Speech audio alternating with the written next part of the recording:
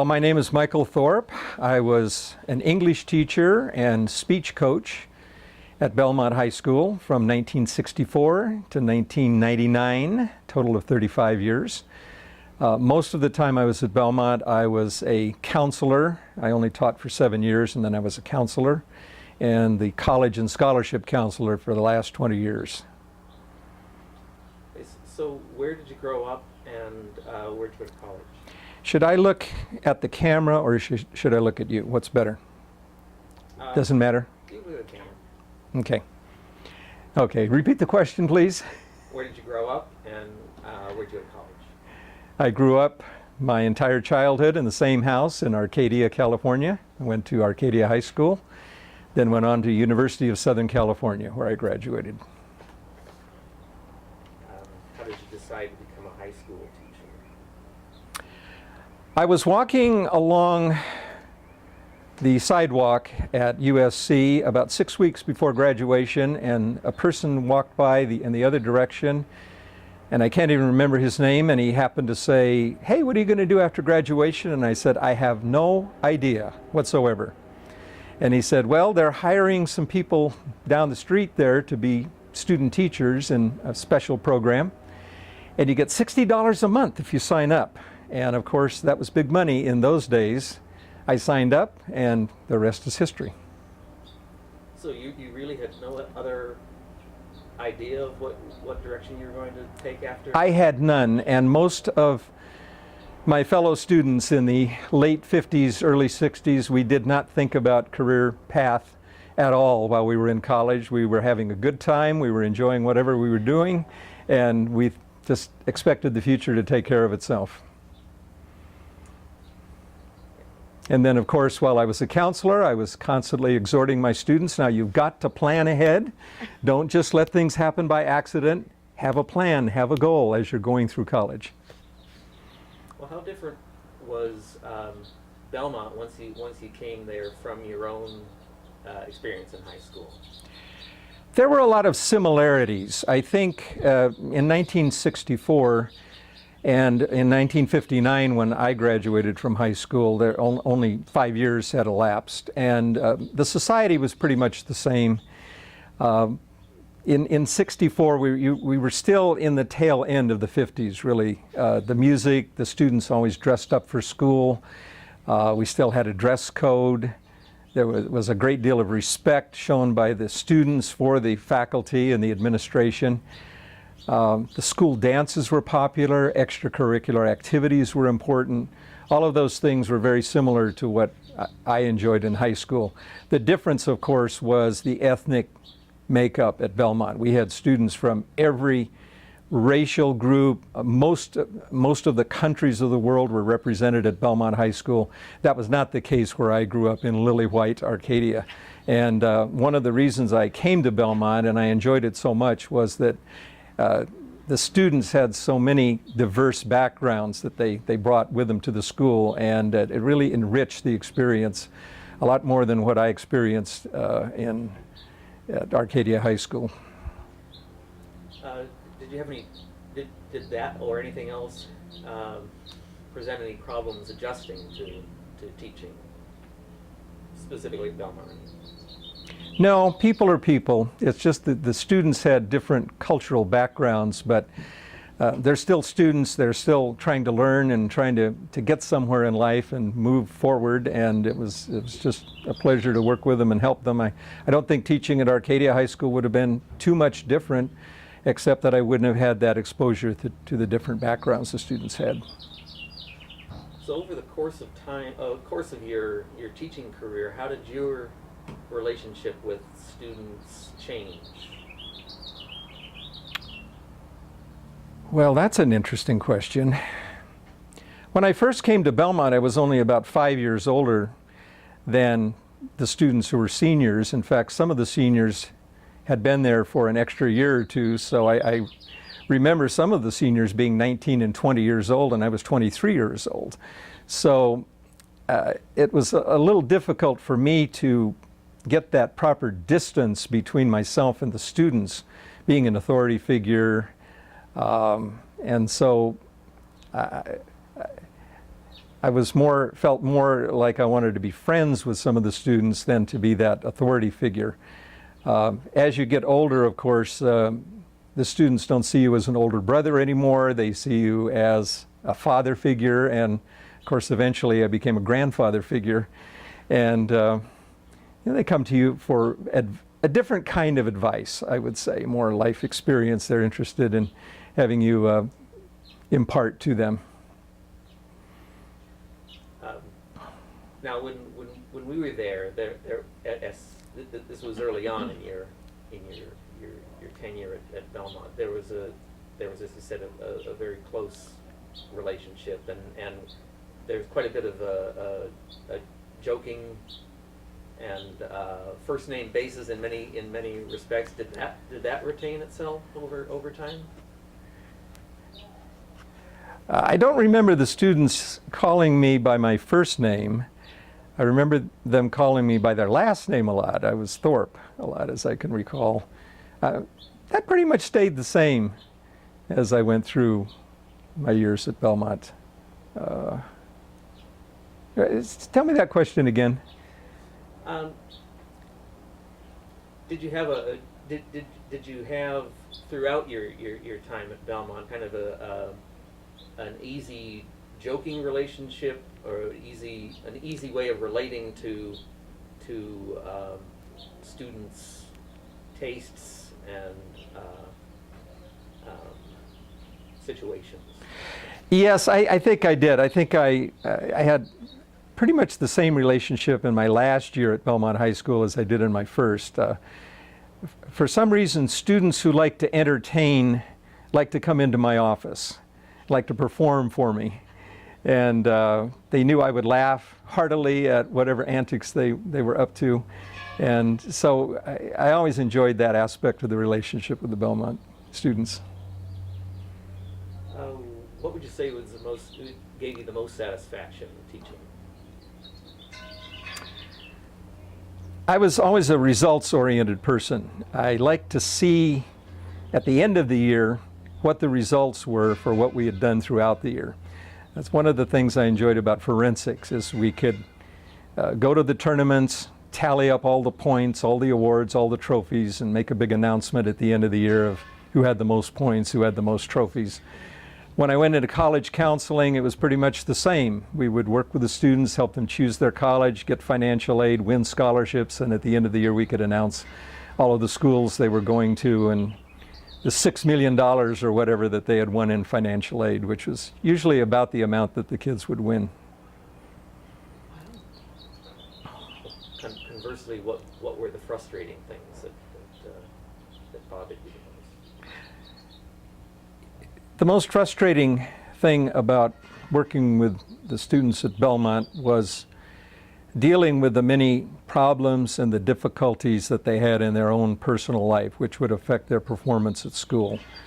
Our kids didn't come in usually with a lot of money at home.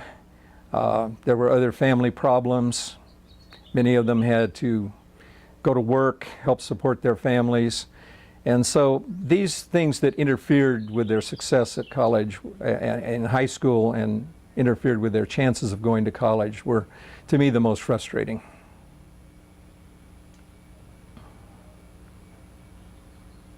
What did you used to talk about when you went into the faculty lounge? We'd talk about the students, of course. We'd complain about the students in the same way that the students would complain about the teachers in the cafeteria.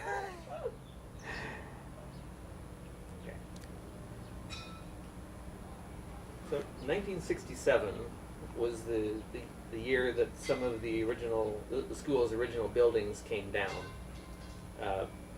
Summer '67 was the last class that was in the old building. Did Belmont have a different feel afterwards with the Campanile gone and all? Well, we all missed the Campanile a great deal. And when Marshall High School was to be torn down because it wasn't earthquake safe, and the community rallied and went down to the school board and complained and asked that their original brick building be saved, they were successful. And Dentler Erdman and I used to talk over the years that our biggest regret was that we didn't rally the community and do the same thing for Belmont. That was a beautiful building. It looked like what a school should look like. Building that replaced it looks more like a factory or a prison, or both. And it was not as pleasing a place to walk into in the morning. The students themselves, however, did not change. The atmosphere at Belmont, I don't feel, changed. It was always a pleasure to work with the students at Belmont. The substitute teachers who used to work at all the high schools in the city would always say, "You are so lucky at Belmont. You have the nicest students in the entire city to work with." So that wasn't a line. It wasn't. How different was Belmont after the Summer of Love in 1967 and the blowouts of 68? Well, as I mentioned to Diana, I was not at the school in 1967 and 68, so I missed all of the fun. I don't know. When I came back in 1968-69, I did notice that there were some profound changes going on at Belmont. The dress code had been abolished because of a lawsuit from the American Civil Liberties Association. The teachers didn't dress up the way they did before. We always had to wear a coat and tie up to 1967, and after that, when I came back, I noticed people were not wearing coats and ties anymore. The students' dress was not exactly what we used to call appropriate, but there wasn't anything we could do about it. And I think the general level of conduct was not as high after that year of 67 and 68. But you didn't notice any kind of added tension between say the students who are regular track or not in the academically enriched track and those who were? No, I think that what went on in the classroom after 1967 was pretty much similar to what happened before 1967. The students at Belmont have always shown a great deal of respect and courtesy toward the teachers. I'm talking about 99% plus. And that never changed over the 35 years that I worked at Belmont.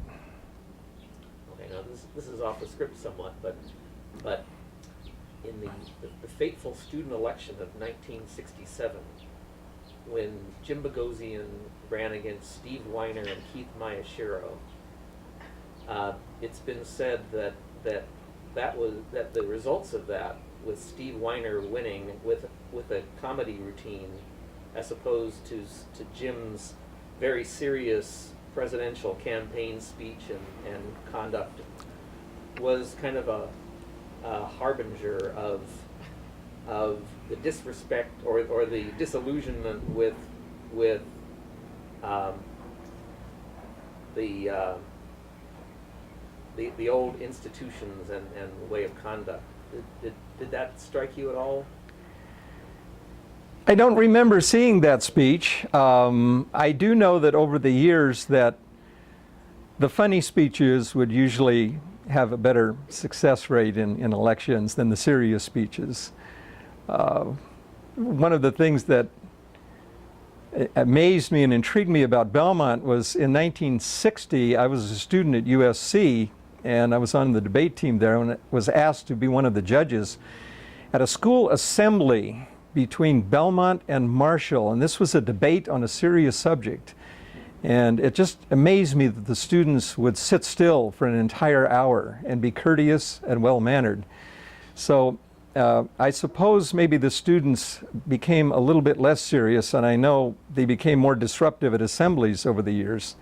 And maybe it did start with Steve Weiner in 1967.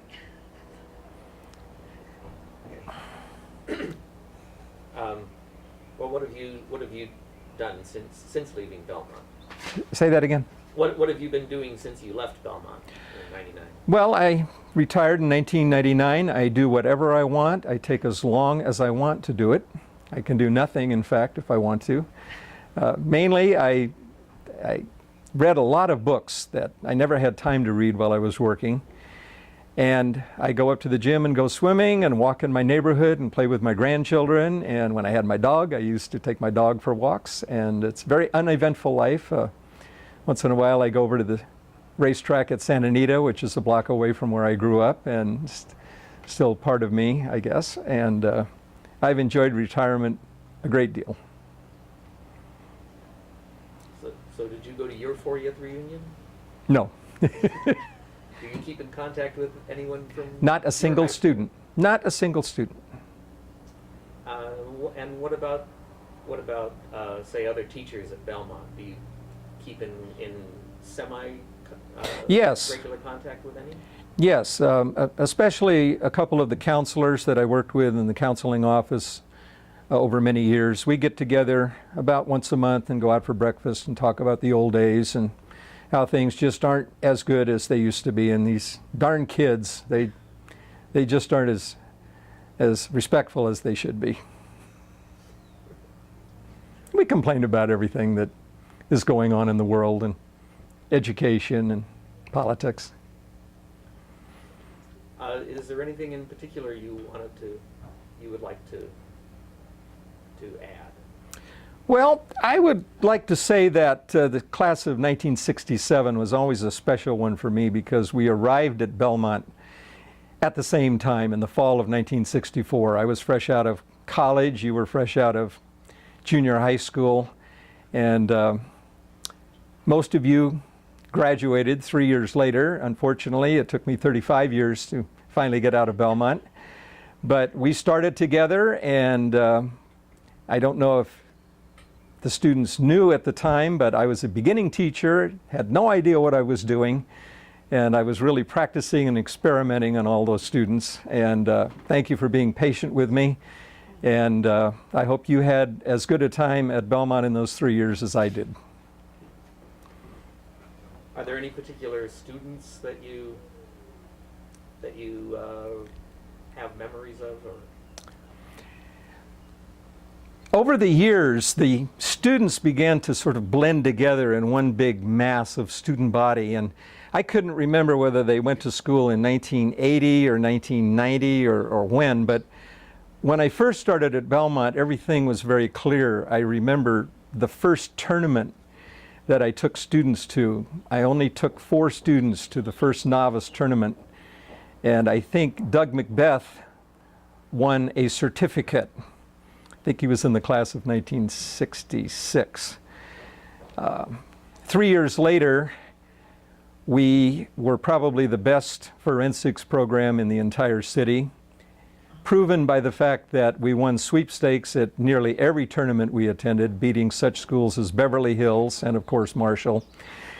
We won the district sweepstakes tournament that year, the only time Belmont High School has ever won that most difficult sweepstakes trophy to win.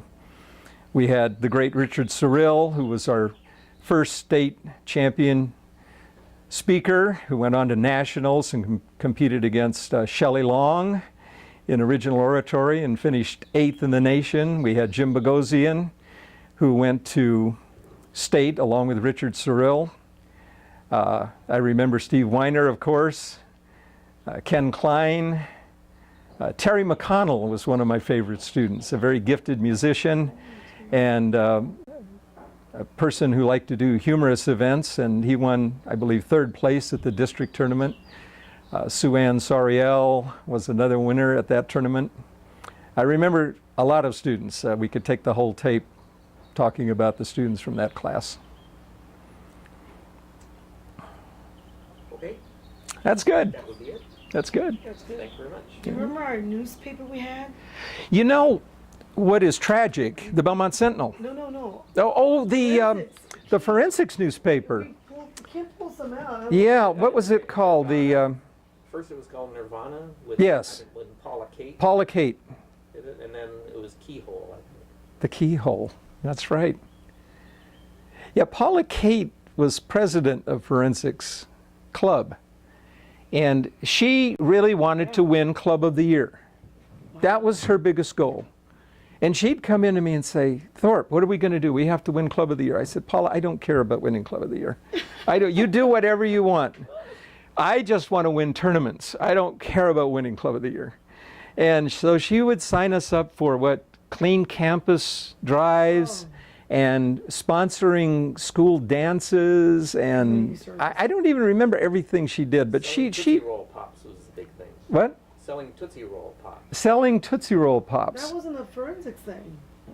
And yet we did it because we were on this campaign To win Club of the Year. And she'd keep coming in and, Thorpe, we're doing this, we're doing that. I said, Paula, I don't care. I only want to know, what are we going to do at the tournament? And so we really had me taking the kids to the tournaments and concerned about that. And we had her running this separate program. It was like, there were two organizations. There were the Forensics Club and the Forensics Team. I was interested in the team, she in the club. And she did win Club of the Year, by the way.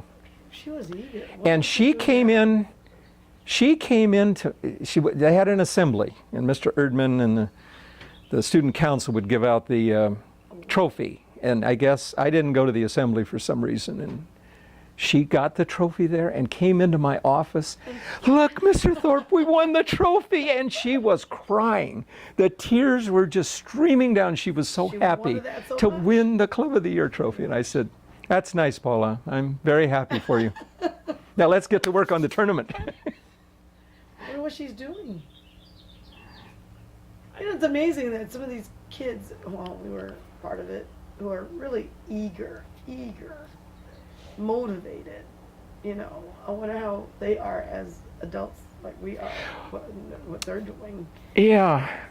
I mean, You still get kids like that at Belmont, but not nearly as many. We had kids, you know, I used to say, I don't think the school day wouldn't really begin until 3 o'clock, the real school day. Mm-hmm. The 8 o'clock in the morning to 3 was just a preliminary thing that we had to do to satisfy the state, you know, have the 6 classes and so on.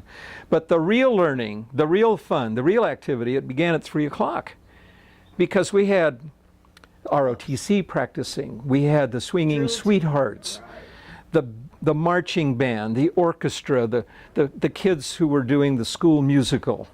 Forensics was practicing at least 2 hours every day. Journalism. Erdman's kids were running around for a yearbook, taking pictures. The student council was making signs. There was so much activity going on at that school. Yeah. And there was a chance, what? Gymnastics. Gymnastics with Mr. Arima. There was so much going on after school, and I always felt that I learned more in forensics in high school and college than I did in all the classes that I took combined. Many times over, I learned a lot more in the activity because it's something that you're actively participating in. It's too much learning is passive. Right. Well, it's non-graded, and I think that alleviates some tension for students too. Uh-huh. And it was something that if you wanted to drill and train and study, that's on your own. Yeah. Studying the academic is a must. Yeah, in forensics you can, or in extracurriculars, you can do what you want to do. Right, and I think students felt. And everybody who was in an activity seemed to find something that interested them. Yeah. Well, I think it was debate where I actually learned research.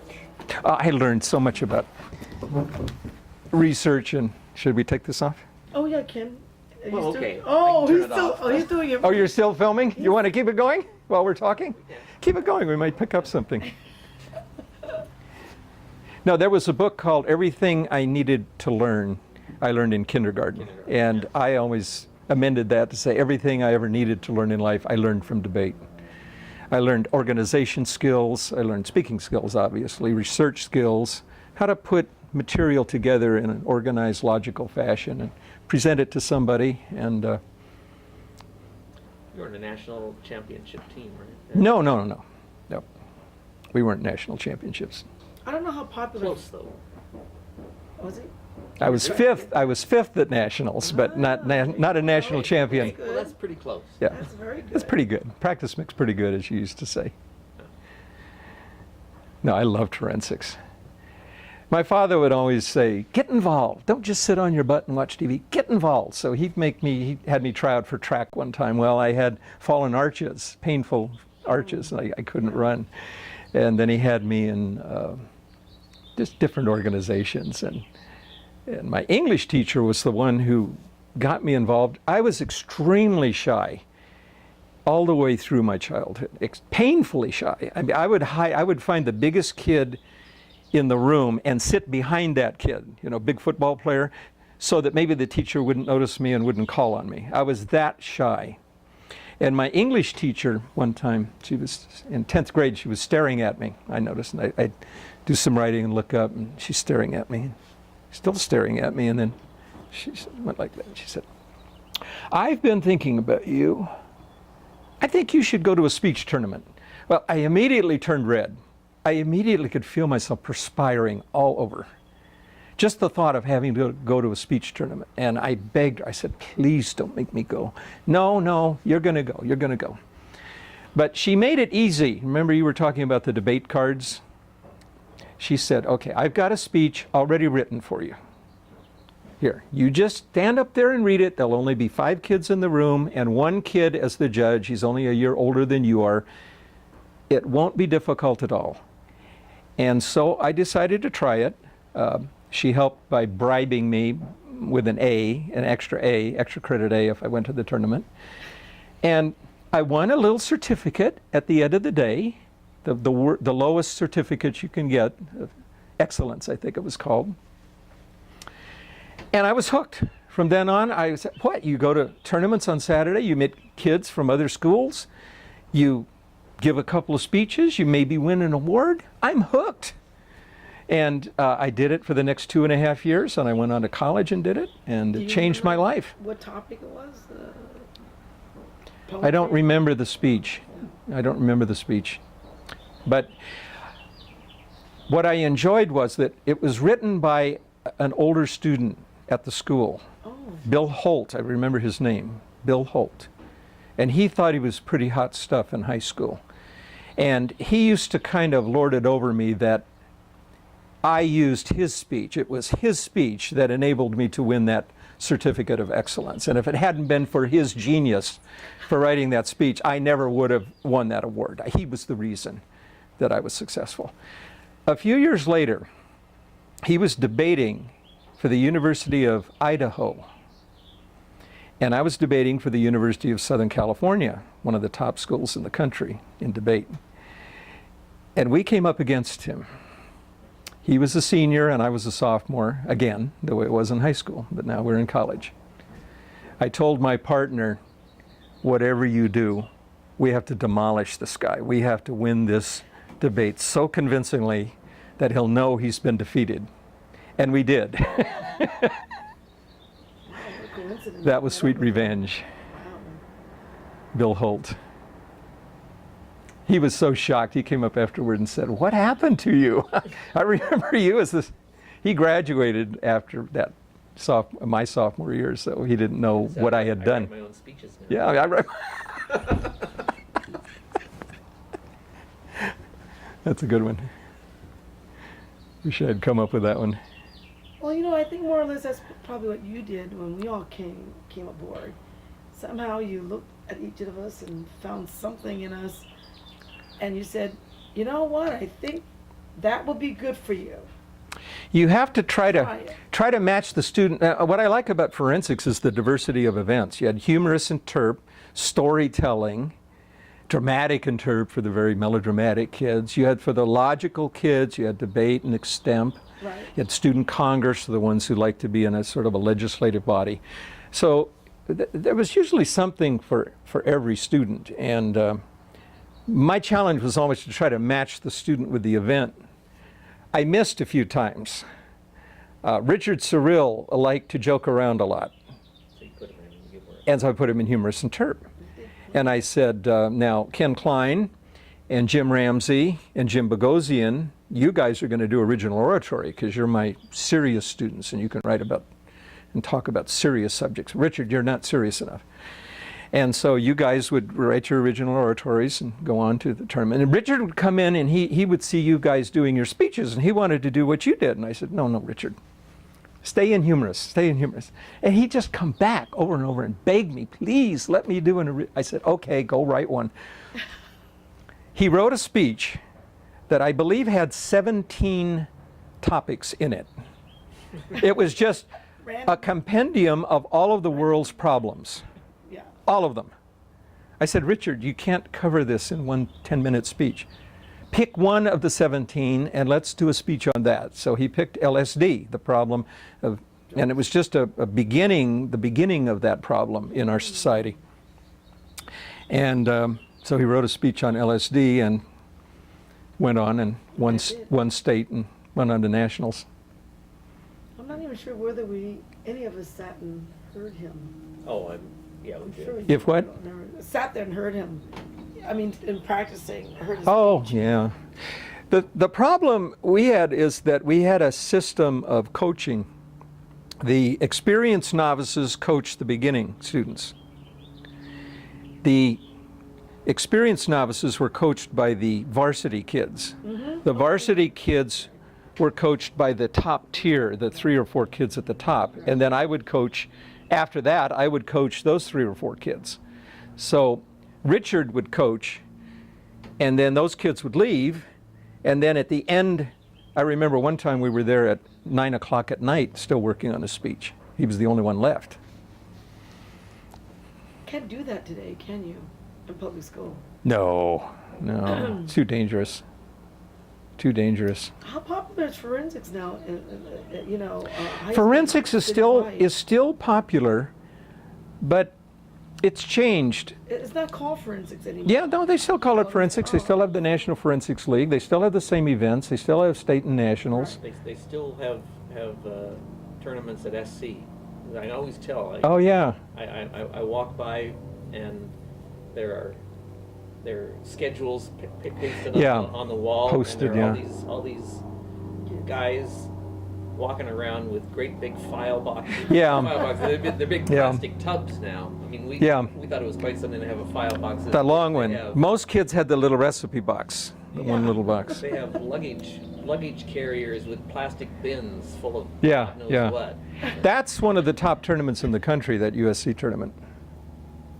Those kids are coming from all over the country. Yeah, well, they all look serious. Yeah. They all look like Karl Rove. You know, it's funny. It's funny you mentioned Karl Rove because, who was it? Harper's or Vanity Fair? One of those, or Atlantic. One of those magazines did a story on Karl Rove and his debate partner from college, or from high school it might have been even, and how serious they were and with their little suits and all dressed up like future lawyers and politicians. Most people in forensics, especially in debate, would go on to law school. Well, they have this thing called mock trial now. Yeah, mock, Instead of going into debate, yeah. it's just another way. To me, it's another speech tournament. It is. But it's a mock trial. Yeah. You know, they give you a case, you work with a lawyer. Yeah. And you go into the courtrooms and you kind of. It's like a one-event forensics program. Right. Well, because our daughter Anna was in mock trial. Oh, she did it, huh? Oh, she At was what in- school? oh, Pilgrim. We had a Oh. parent who was a lawyer who was willing to sponsor Oh, her good. to be part of it, and she was in it. Started in 6th grade, 6th, 7th, 8th. Do you have high school there? We have high school, but we don't How- have forensics. How many? I hold you personally responsible for that. I You don't see a teach high need? school. You have experience? You have somebody to help you? Should be a forensics even program ask. there. There's kind of divide between elementary. Elementary. Yeah, I know. Yeah. How many students would graduate in a typical year from Oh, my Pilgrim? God. Well, a senior class would be supposedly an average of 20. Very small. Jeannie, who's our oldest, her class was one of the largest graduating class. I think 36. How do they handle a subject like physics or calculus where they have Oh, they have. so few kids who would maybe take a class? Well, then calculus. They just offer it? They offer it. They'll find a way to get a You'll teacher have to do 10 it. students maybe in Yeah. that calculus class or trig. PE is a done deal. Our private school, not like public school where you just take 2 years of PE. I think that's required. Ours is every year. Every year. Yeah. One of the advantages of Pilgrim is that the same kids who were on the girls' basketball team Yeah. were also starring in the school play, Yeah. were school officers, and then we're on the volleyball team. because we're small. Um, We The in big order to fish in the do all small the- pond. You can in do a order to lot do of different everything, things. everybody had to take part in everything. Yeah, you can do a lot of different things that way. Yeah. The bigger the school, the more you have to kind of specialize. You go to USC, you have to, you're either the drama or forensics or none. something or nothing, yeah.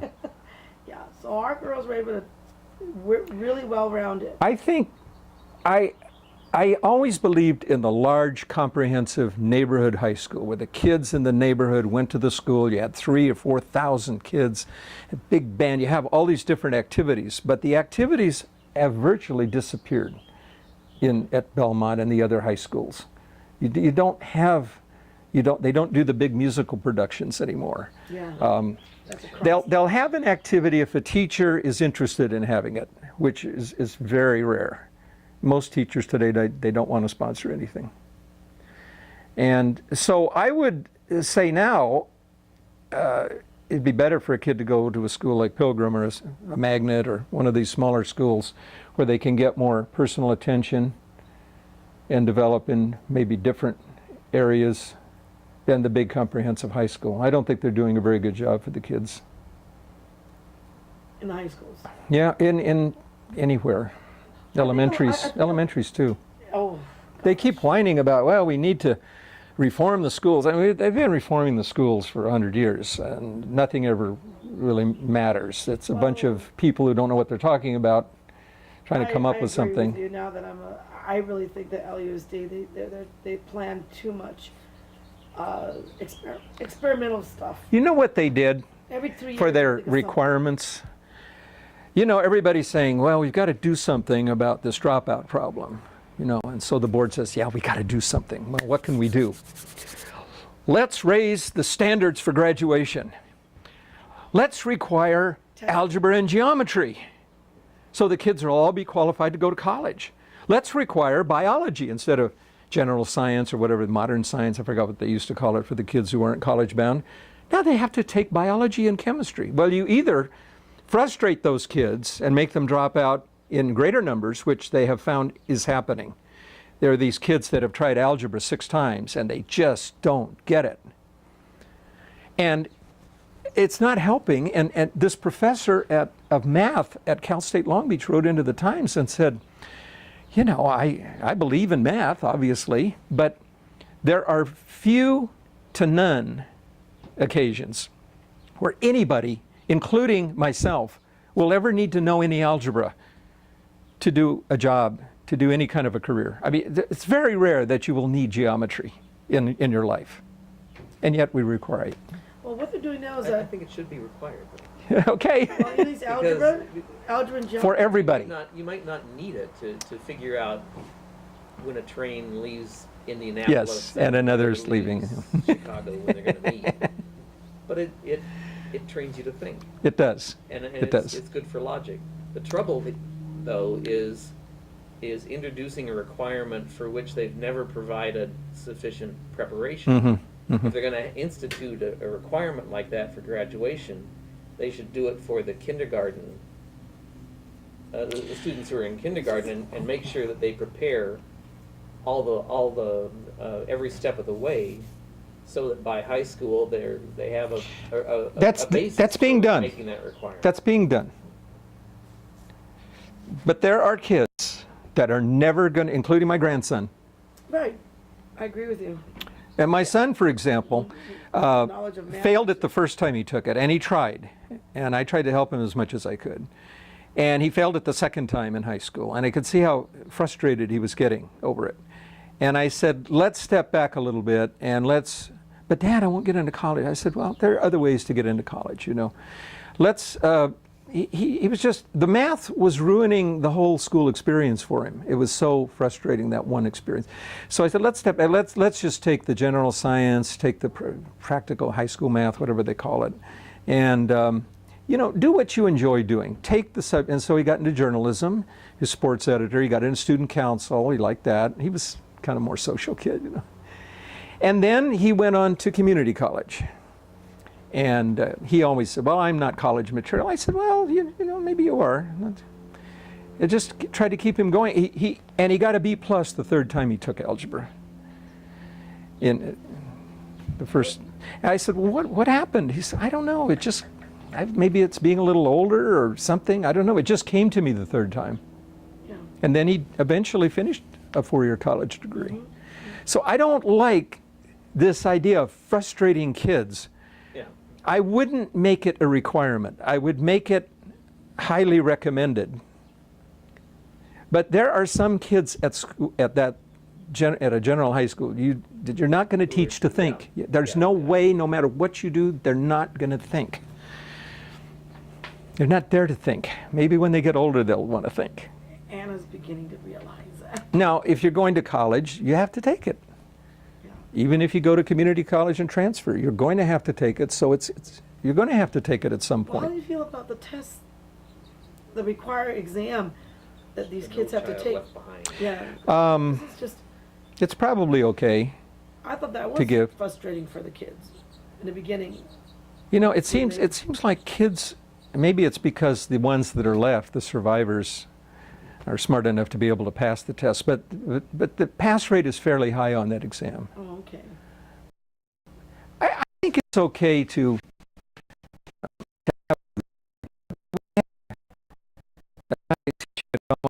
work with the school in Jefferson, and he would say, you know, it's a shame because the student who's valedictorian of this class is going to go to UCLA and they're going to flunk out the first year because they can't do the work. There's no way they can. They just haven't received the education. They have a valedictorian. They don't know anything.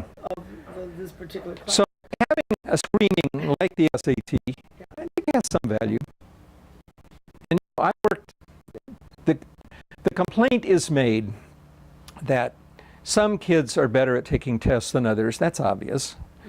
And we shouldn't be using that test to keep, that test never kept a good student out of a good college. I mean, yes, it might keep you out of Harvard and it might keep you out of Stanford, but I still remember this girl from El Salvador. What did she have? 7? Very low SAT. It might have been 680. Really low. But she was a superstar in the classroom. A lot of personality and a lot of motivation, and which are more important than success than ability to do well on an SAT. If you can be a great SAT scorer, and if you don't have any motivation and ambition, you're not going to probably do well in college. But she went on to Wellesley. We were able to get her into Wellesley College because there are these small private colleges that will overlook something that is weak and see the strengths of students. How'd you come And out? Did you? I mean, that was my challenge, is to find the best school I could for everyone. Right. Like it was in forensics, find the best event. Right. So did you like that in your later life at Belmont? You know, doing college? College, I loved college counseling. Are you Right, kidding? yeah. Oh, I was in that for 20 years. Yeah. I would have stayed and worked longer, but I was getting worn out. I thought the worst college counselor was at the time when we were up at Belmont. It was Mrs. McKenzie. Yeah, she wasn't really a college No, counselor. but she was there, and she just She was kind of a gatekeeper for she applying she to- had her favorites. She had Yeah. her pets. Even Serena and I talked about it one You know what time. they were called? Her I- pets? Doll babies. Every student at Belmont was either a doll baby or a bum. Most of them were Are you bums. talking about then or now? No, that when she was there, she she was would there say that. in the 60s. You'd say, what do you think about Diane Ann? Oh, she's a doll baby. What we think about Ken Klein? Well, he's a bum. That's what she said about every student, doll baby or bum. Because, And you know, she was pretty much one school, oh, one college, UCLA. where she would, yeah, UCLA. yeah, she We had really 17 promoted. We had 17 people in our class go to UCLA. Yeah, she really promoted. Within a year, all but a handful of us were gone. Oh, really? They didn't I last? think so. Because why? We didn't think Belmont really Flunked prepared out, us for weren't- Oh, college. oh, you We- were? No, I don't know. I felt that we were, once my first year, or maybe his, I don't know. I just felt, you know, looking back, Belmont gave us other things, provided other things for us, but it really did not provide a college prep. Maybe You guys call it college always underestimated your abilities. You guys at Belmont always underestimated yourselves. You sold yourself short every time. That's the biggest challenge I had at Belmont in forensics, was to get you guys to believe that you could compete against Marshall and Beverly Hills and Taft I remember and those those schools. other Because you always felt, we can't beat them, they're better than we are. And it didn't end until that third year with you guys, when we started winning sweepstakes and we had Richard. Now, when I got Richard, it was easy. It was very hard to get a guy like Richard. But after that, it was easy. The next year, and that was proven true, because the next year, Robert Smith almost qualified for nationals. He was 1 point away from qualifying. Wow. Did you have He Agnes? was so What about close. Agnes? What did you And he wasn't that good. Oh, And then we had Miles Mitchell, yeah. who was also that close to going to nationals. And it got easier to get kids after that. Because if somebody at your school, you look at Richard, well, if Richard can get it, I mean, Richard is going to nationals? You know, really, when you think that the other people are just better for some reason than your own. Yeah. And the kids at Belmont have done extremely well in college. Now, the key is to get the student to a place where they can be successful. Not only academically, but in terms of the environment, the social interaction, some kids will do better if they leave home and go to college. Some kids will do better if they go far away. Others won't. I had kids, my first student who went to Princeton came back in a week. And she begged me. She was put on the waiting list. She says, "Oh, please, Mr. Thorpe, could you do anything?" So I started to do a campaign with the admissions office to see if they would reconsider her, and I got them to take her. That's very rare. It doesn't usually happen, but they said, "Okay, we'll take her." And she left after a week. She said, "I didn't know it would be like that back there." I had another kid who went to Vassar College in New York, the first kid. I tried to prepare him. I tried to say, "This is what you're going to get there. This is a whole different world. I'm ready for it. I'm ready. Oh, that's what I want," And then he comes back. He lasted 2 weeks. I think a lot of the West Coast kids, like even our school, we had a couple of kids who, one girl, African American, and being a private school, she was pretty bright. Her SAT score very high, and got into Yale.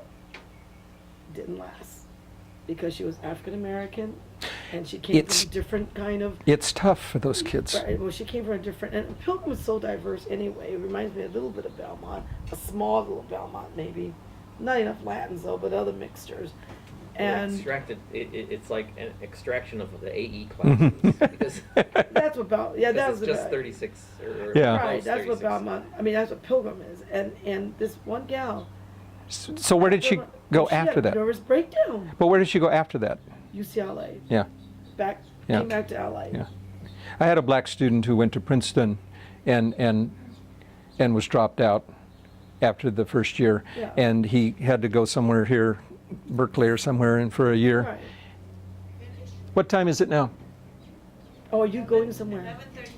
We're leaving at 12 Oh yeah. or 12:15? Okay, we've got time.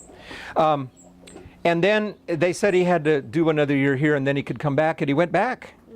And he didn't make it again.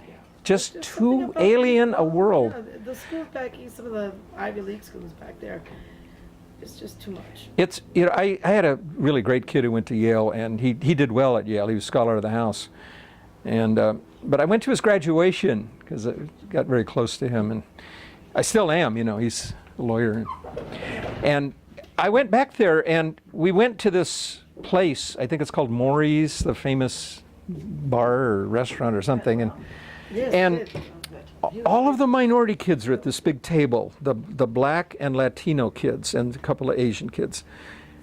And then over here, all white, all white, all white. I said, is there sort of a virtual segregation here? And he said, "Oh yeah, very much so. We have to cling together here, the few of us that are here, because they won't accept us. They won't." Yale? Yeah, at Yale.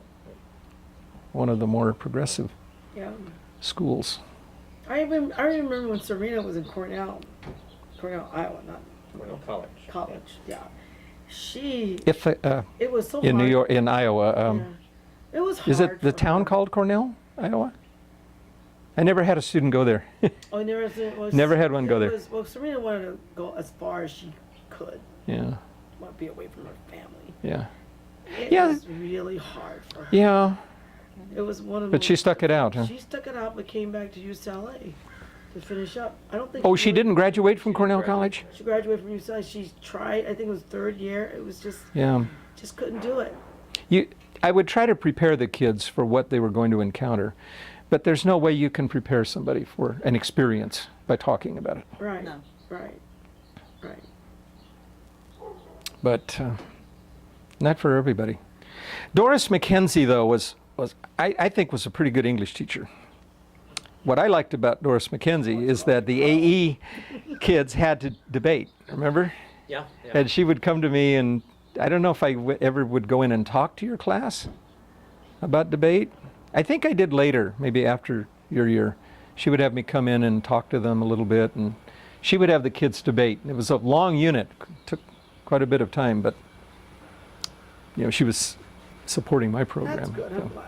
But she was not really a full-time college counselor. She was We didn't like she was a full-time she was a full-time counselor who was given this as a little sidelight, just you know, get the SAT books in, and Oh, I see. so she didn't really have the time and wasn't really given the primary responsibility. I was full-time college counselor. Right. That's all I did. Well, it wasn't all I did, but Well, you were good. You encouraged kids. I mean, people like even Serena. We've seen talking about. Do you remember when she used to do this? Yeah, she told us we were not college bound. We don't. It was. She discouraged Serena from doing what she wanted to do, and I'm going. That was ungodly of her. To do that's not that. counseling. That That's is putting you down. It's putting all of. I mean, that's really That's tight. what is that? Yes, It's giving stereotyping. directions, or it's I know better. putting you in yeah. a position where you know you're Yeah. you're a senior. You want to go out in the world. You want to make something of yourself, and then you have this little old lady telling you you're not going to make You it. should go to secretary school. Yeah, you're not going to do it. Go to vocational school. Who did she say that to? All of us Asians. Really? Stereotyping. Oh, even Serena got the third degree. I got the third degree. Kathy, we all got the third degree. Not all Asians. Well, I don't know. I just felt Bob like Endo would not. she just not picked have on been Robert us Endo. Asians, and we're going. That was a doll baby. There weren't many doll babies. That's the trouble. There were only about 3 or 4, and 5 doll babies. No, look what we've all been fairly successful, I think, in what we wanted to do and what we wanted to be. Well, I wonder how many kids were discouraged. She just I mean, you weren't going to allow yourself to be discouraged, but other kids not as strong as you might have. oh no. Well, we had class counselors also. Yeah, It- grade counselors they were called. Grade counselors. Yeah, and they would work with you every year, and so they would probably talk to you about college Right. things too, which they should. Yeah. We had Well, a Rima. What'd you say, kid? He was much more uplifting. Yeah, Yeah, yeah. He was, Rima. yeah. Oh, Rima. Tom Arima. Yeah. Oh. But it's a great job. It was fascinating too. So many colleges out there, 3,000 colleges. 1,500 of them are 4-year colleges and universities. They're the small little Mount St. Mary's. You know, you remember Pat Ashby? Maybe she wasn't even there when you were there. She might have come along. She was the second college counselor and the first full-time one. And she only did the job for 3 years. But she was Mackenzie's protege. And so she was a lot like Mackenzie. And then when I got the job, almost the first call I got was from the admissions director at Loyola Marymount. Now, Pat Ashby was Catholic and had been to Immaculate Heart College.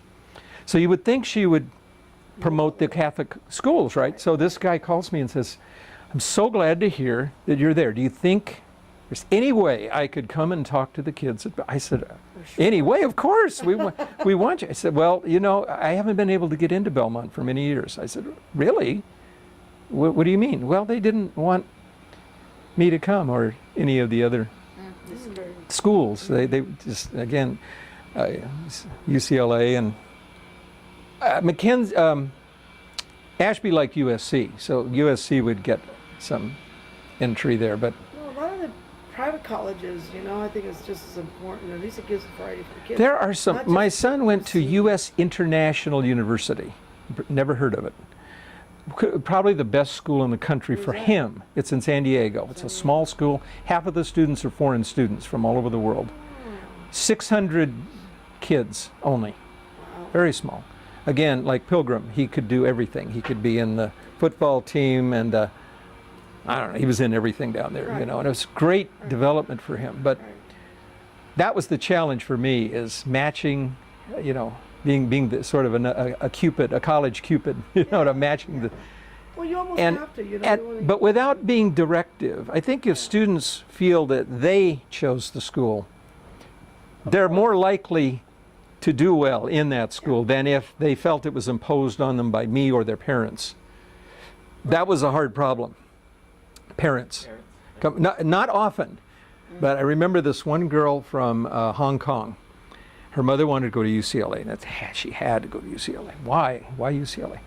Well, that's what we hear of in Hong Kong. That's a big name in Hong Kong. And I said, well, you know, the biggest name is not always the best name. You know, I had to really work with this kid. Her boyfriend was going to go to Pomona, and she wanted to go to Pomona too. And so I said, well, you know, the small schools, they do a lot. And anyway, we finally got her. But I had to go. I said, you better apply to Scripps also.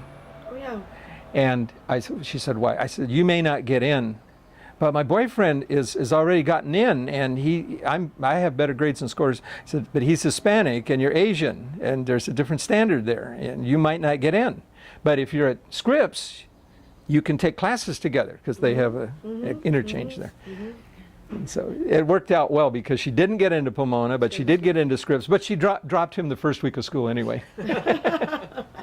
But, you know, that mother was very hard. Yeah.